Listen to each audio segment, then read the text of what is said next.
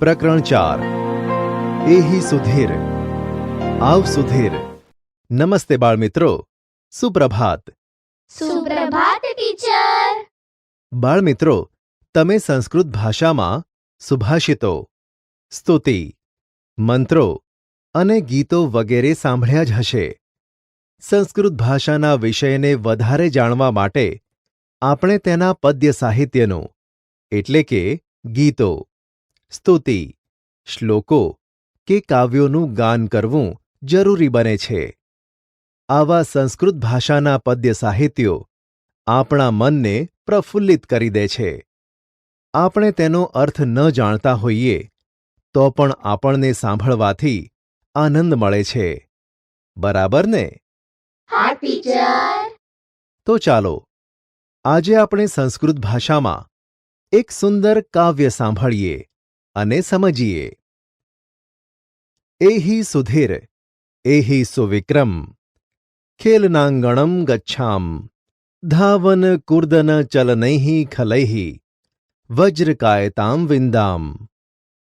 એહી સુશીલે એહી મૃણાલિની પુષ્પવાટિકામ ગચ્છામ વિવિધૈઃ કુસુમૈર્વિધાય માલામ વિઘ્નવિનાશકમ ચમી.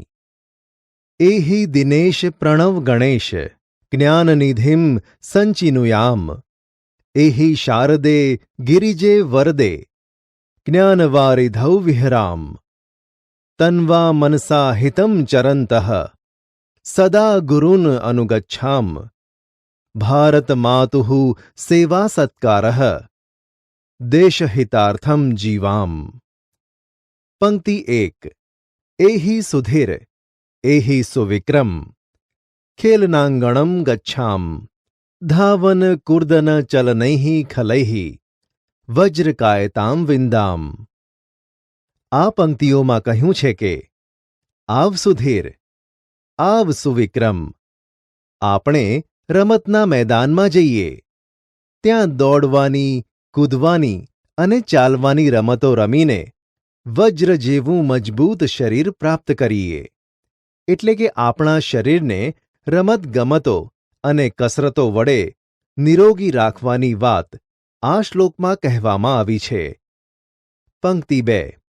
એહી સુશીલે એહી મૃણાલિની પુષ્પવાટિકામ ગચ્છામ વિવિધૈઃ કુસુમૈર્વિધાય માલામ વિઘ્નવિનાશકમ ચમી. આ શ્લોક પંક્તિઓમાં કહ્યું છે કે આવ સુશીલા, આવ મૃણાલિની, આપણે ફૂલની વાડીમાં જઈએ અને ત્યાં આપણે જાત જાતના ફૂલોની માળા બનાવીને વિઘ્નોનો નાશ કરનારા ભગવાન શ્રી ગણેશની પૂજા કરીએ. પંક્તિ 3. એહી દિનેશ પ્રણવ ગણેશ જ્ઞાનનિધિમ સંચિનુયામ એહી શારદે ગિરિજે વરદે જ્ઞાનવારિધૌ વિહરામ. આ શ્લોક પંક્તિઓમાં કહ્યું છે કે આવ દિનેશ, આવ પ્રણવ, આવ ગણેશ, આપણે જ્ઞાનનો ખજાનો પ્રાપ્ત કરીએ. આવ શારદા, ગિરિજા, વરદા, આપણે જ્ઞાનના સાગરમાં વિહાર કરીએ. એટલે કે જ્ઞાનરૂપી સાગરમાં ફરીએ. પંક્તિ 4. તન્વા મનસા હિતમ ચરંતઃ સદા ગુરૂન અનુગચ્છામ ભારત માતુઃ સેવા સત્કારઃ દેશહિતાર્થમ જીવામ. આ શ્લોક પંક્તિઓમાં કહ્યું છે કે શરીર અને મનથી લોકોનું કલ્યાણ આચરતા આપણે હંમેશા ગુરુજનોને અનુસરીએ. ભારત માતાનો સેવા સત્કાર કરતાં કરતાં દેશના હિત એટલે કે કલ્યાણ માટે આપણે જીવીએ. બાળમિત્રો, સમજ પડીને આ કાવ્ય પંક્તિઓમાં? હા ટીચર. સરસ બાળમિત્રો, આ સંસ્કૃત કાવ્ય દ્વારા આપણને રમતગમતો અને કસરતો વડે આપણા શરીરને નિરોગી રાખવાની વાત તથા જ્ઞાનની ઉપાસના કરવાની અને ઈશ્વર ભક્તિ તથા રાષ્ટ્રભક્તિની ભાવના આપણને સરસ રીતે સમજાવી છે.